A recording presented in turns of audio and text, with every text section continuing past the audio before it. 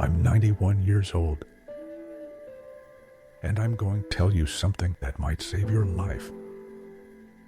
Not your heartbeat, not your breathing. I mean the life you're supposed to be living right now, the one that's slipping through your fingers while you're busy making plans. I spent 60 years learning this lesson the hard way, and I don't have much time left to pass it on. So, if you're watching this, I need you to stay with me. Subscribe to this channel. Hit that like button, because someone you know needs to hear this before it's too late. And maybe you sharing this will be the thing that reaches them in time. My name is Walter Dean Pritchard. I was born in 1933 in a small town outside of Columbus, Ohio. The kind of place where everybody knew your father's name and your grandfather's reputation. I worked 43 years at the same auto parts factory, punching in at 6 in the morning, punching out whenever they'd let me. I raised 3 children in a 2-bedroom house with 1 bathroom and a kitchen that smelled like coffee and fried eggs every single morning. I buried my wife. I buried my oldest son. I've watched friends leave this world one by one until I'm the last man standing at a table that used to seat 12. And I'm telling you, from the other side of almost everything, that you are making the same mistake I made. You're waiting. Let me tell you about Lorraine. Lorraine Fay Pritchard, maiden name Coleman, born 1936 in the same hospital where she'd later have our children. She had this way of tilting her head when she listened to you, like whatever you were saying was the most important thing she'd ever heard. Brown hair that she kept pinned up during the week and let down on Sundays. Hands that were always warm, even in January. We got married in 1956, a Saturday in April, and I remember thinking I was the luckiest man in the whole state of Ohio. Maybe I was. But luck doesn't mean much if you don't know what to do with it. Lorraine had this dream. It wasn't a big dream by most standards, not like wanting to be famous or rich or any of that. She wanted to see the ocean. She'd grown up landlocked, same as me, and her whole life she'd had this picture in her head of standing at the edge of the Atlantic, letting the waves touch her feet, tasting the salt in the air. She kept a postcard in her dresser drawer, a picture of some beach in North Carolina that her aunt had sent her when she was 12 years old. The corners were soft from how many times she'd held it. She never asked for jewelry, never asked for fancy clothes or a bigger house. She just wanted to see that water, to know what it felt like, to stand where the land runs out and the world opens up into something endless. In 1984, she asked me to take a week off work, just 1 week. She'd found a motel 3 blocks from the beach, cheap enough that we could afford it if we were careful. She'd already talked to her sister about watching the kids, even though they were mostly grown by then. She had it all planned out. All I had to do was say yes. I said no. I told her we couldn't afford it, which was half true. I told her I couldn't take the time off, which was a lie I'd convinced myself was true. The factory was offering overtime, double shifts for anyone who wanted them, and I wanted them. I always wanted them. I was building something, you see. Security, a cushion, a safety net. I was going to make sure we'd never have to worry about money. And then we'd do all those things we'd been putting off. Then we'd take that trip. Then I'd slow down. Then, that word, then, it's a thief dressed up like a promise. Lorraine didn't argue. That wasn't her way. She just nodded, put the brochures back in the drawer next to that old postcard, and said, maybe next year. 7 months later, she collapsed in our kitchen on a Tuesday afternoon. Aneurysm. By the time I got home from the factory, she was already gone. 58 years old. Never saw the ocean never felt the sand, never tasted the salt. And I've got 40 years of overtime pay sitting in a bank account that means nothing, absolutely nothing, because the only person I was saving it for is buried in Maple Grove Cemetery, plot 17, row 8. I want you to understand something. I'm not telling you this so you'll feel sorry for me. I'm telling you because I know what you're doing right now. I know because I did it too. You're telling yourself that you'll rest when the project is done. You'll take that trip when the kids are older. You'll call your mother when things settle down. You'll tell them you love them when it's not so awkward. You'll start living, really living, as soon as you've got everything in order. I'm curious, where are you watching this from right now? What part of the country? What part of the world? I wonder sometimes who's listening out there in the dark.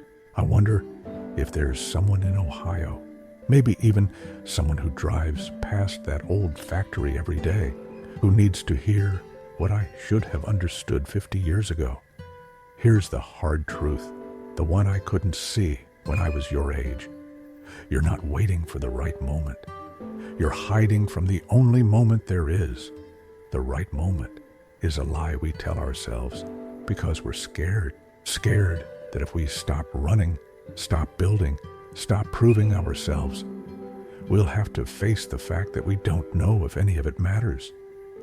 I worked 60-hour weeks because I was terrified that if I stopped, I'd have to sit with myself and wonder if I was enough. Turns out I wasn't enough. Not because I didn't work hard enough, but because I wasn't there. I was always somewhere else. In my head, in my plans, in my some days. And the people who loved me were right in front of me, waiting. My son Bobby used to stand at the window when I'd pull into the driveway. I'd see him there, 7 years old, face pressed to the glass. By the time I got inside, he'd already be in his room, because I'd told him so many times that Daddy needs to rest. Daddy had a long day. Daddy will play with you tomorrow. Tomorrow came and went 1,000 times. Bobby's 53 now. We talk on the phone once a month. And there's this distance between us that I put there, brick by brick, every time I chose overtime over a game of catch, every time I chose tired over trying. You need to understand that the people in your life are not waiting for you to succeed. They're not keeping score of your promotions or your bank account. They're just waiting for you to show up. That's it. They want your attention, your presence, the feeling that when they're talking, you're actually there. And every day you put that off, you're writing a story that ends the way mine did. Alone in a room, plenty of money in the bank, and a drawer full of postcards for trips you never took. I used to think security meant money, a full savings account, a pension, a paid-off mortgage. Now I know that security is waking up and knowing that the people you love know you love them. Security is having memories, not just plans. Security is being able to close your eyes and see 100 moments where you were fully there, not distracted, not rushing, not thinking about what comes next. I don't have enough of those moments. I have plenty of pay stubs and tax returns, but I don't have enough moments. Here's something nobody tells you about time. It doesn't move at the same speed your whole life. When you're young, it crawls. You think you have forever. Then, somewhere around 40, it starts to walk. By 60, it's running. And by the time you get to where I am, it's a blur. Days blend into weeks, months disappear, and suddenly you're looking back at decades, wondering where they went. The things you thought you had time for, you don't. You never did. You just didn't know it yet.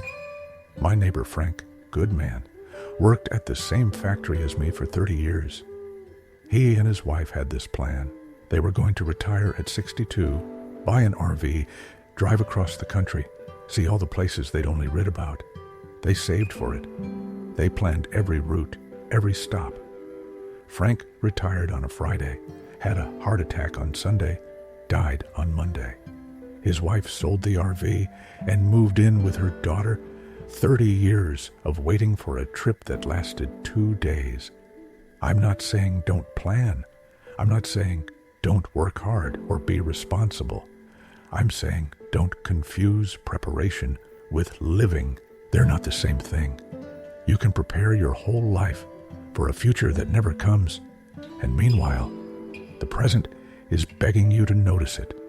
That meal with your family tonight, that's not a placeholder until something better comes along. That is the something better.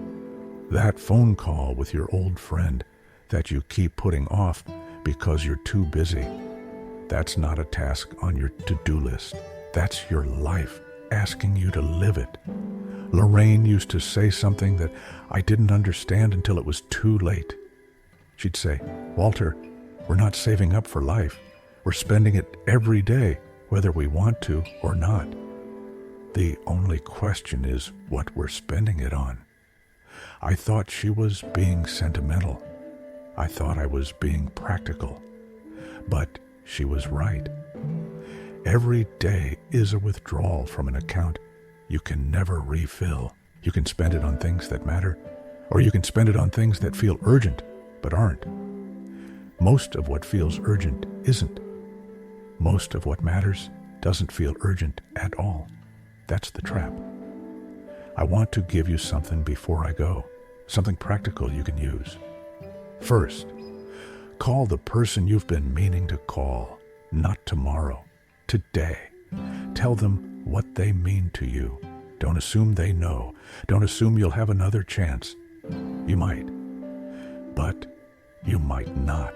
And the words you didn't say will weigh more than anything you did say.